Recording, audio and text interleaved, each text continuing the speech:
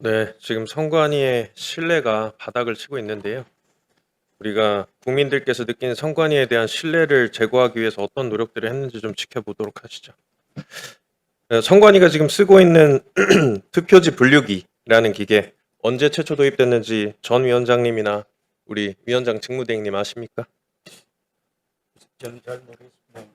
제가 답변드려도 되겠습니까? 2002년 지방선거 때 처음으로 도입된 제 3회 지방선거입니다. 그 전 위원장님도 계시고 위원장님 직무대행도 계신데 사무총장님이 계속 이렇게 대답을 하시는 이 상황도 참 문제입니다. 그죠? 우리 위원장님들께서도 이 업무를 좀 아셔야 되는 건데 전혀 알지 못하고 아까부터 지금 사무총장님이 계속 대신 답변합니다. 그거 자체가 신뢰를 못 받는 이유예요. 맞습니다. 제 3회 지방선거 때입니다. 그 당시에 이 기계를 왜 도입했습니까? 개표 사무원들이 피로 누적으로 심야 개표할 때 자꾸 헷갈리는 부분들이 맞아요. 나타나기 때문에 그러니까 매 선거마다 반복되는 밤샘 개표 작업 때문에 이 사무의 정확도나 신속성이 떨어지는 것 때문에 이 효율성을 높이기 위해서 장시간의 단순 반복 작업을 기계가 대신하게끔 해서 신뢰를 갖겠다. 그러니까 휴먼 에러라는 거를 이제 초소화하겠다라는 취지였어요. 맞죠? 그렇습니다. 근데 23년에 총선 때부터 선관위가 부정선거 의혹을 불식하겠다 하면서 수검표를 하겠다 이렇게 얘기를 합니다. 그래서 선거의 신뢰성을 높이기 위해서 수검표를 하겠다는 그 의지는 좋은데요. 실제 이게 얼마나 효과가 있었는지는 한번 보시죠. 이게 수검표 도입 이후에 개표 소요 시간이 얼마나 늘어났는지 아세요? 정확한 시간은 아니지만 조금 늘어난 걸로 알고 있습니다. 조금? 아닙니다. 제9회 지방선거 시도지사 선거 개표 내역 보니까 8회 선거 대비 평균적으로 일단 3시간 23분 늘어났어요. 그리고 밤을 꼬박 새우고 다음날 새벽 6시가 넘어서야 겨우 개표를 마치는 곳이 전국에 10곳 중에 4곳, 40%였습니다. 그러니까 지난 선거보다 무려 30곳이 늘어난 거예요. 그리고 서울 동작이나 경남 진주, 김해 같은 곳은 선거 다음날 오후가 돼서야 개표가 끝납니다.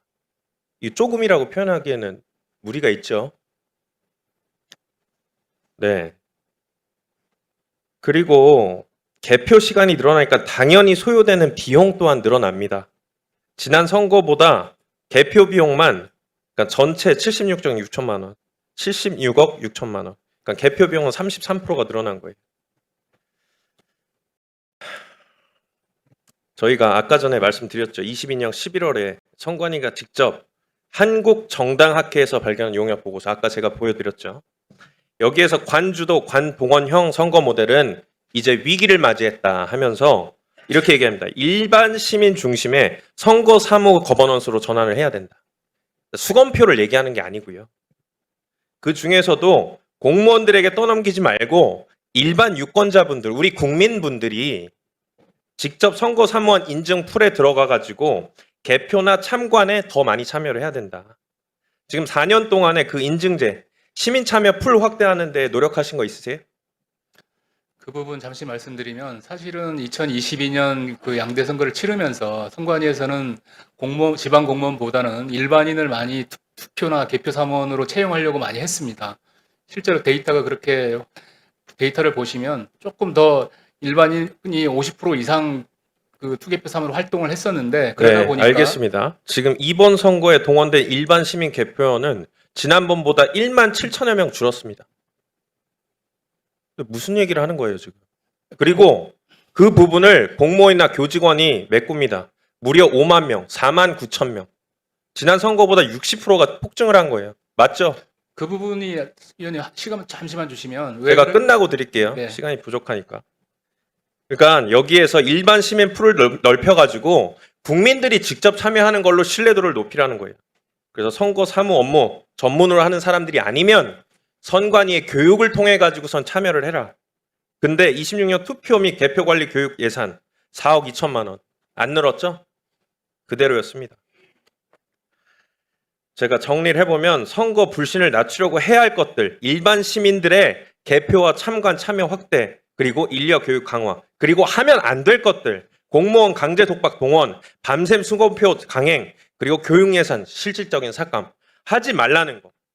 결국은 하라는 건 안 하고 하지 말라는 건 안 해가지고 지금 결과적으로 3시간 대표하는 데 더 걸리고 인건비 증가했고 대표 결과 차고 있는 게 선거 소청 689건.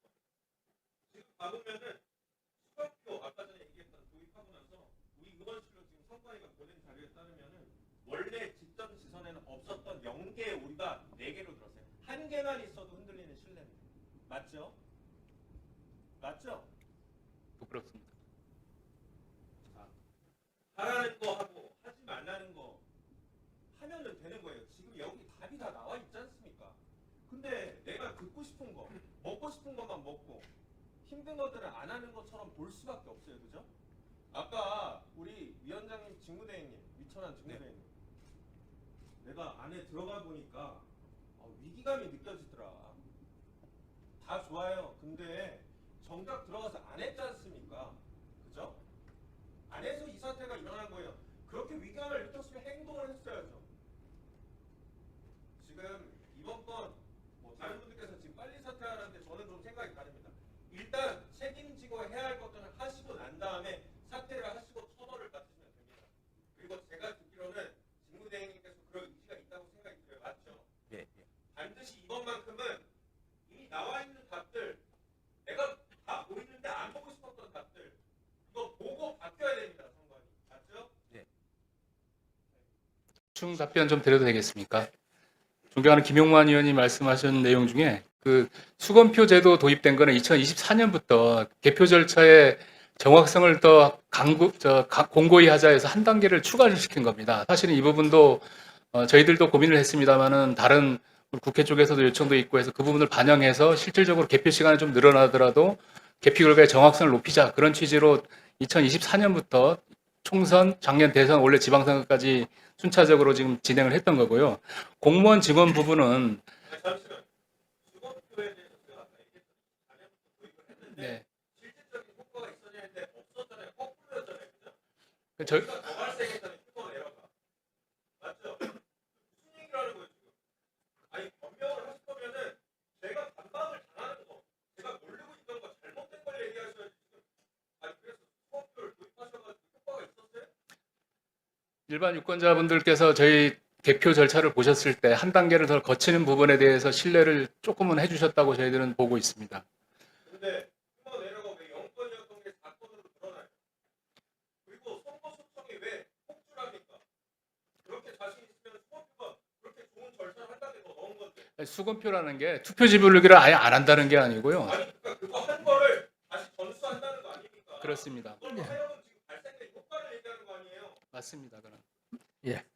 하나만 더 말씀드리면 그 공무원 직원 부분은 당초에 저희들도 일반인을 많이 숫자를 늘려서 투개표를 하고 싶었는데 그러다 보니까 그 일반인 분들 같은 경우에 개표 절차나 투표 절차에 대해서 이해도가 좀 적다 보니까 교육을 아무리 시켜도 실수가 많이 난다. 그래서 다시 중요 역할들은 공무원으로 하는 게 맞지 않냐, 지방 공무원으로 하는 게 맞지 않냐는 국회의 지적이 있었습니다. 그래서 점차 공무원 비율을 상향을 시켰던 그런 부분이 있습니다. 이 부분은 지방자치단체 공무원분들에게도 정말로 죄송한 마음입니다. 예, 수고하셨습니다.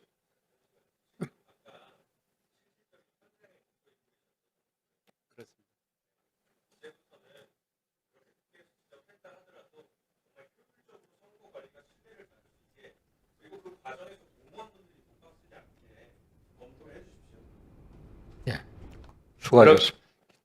효율성과 공정성, 정확성 이런 거를 전부 따져서 살펴보고 검토하겠습니다. 다음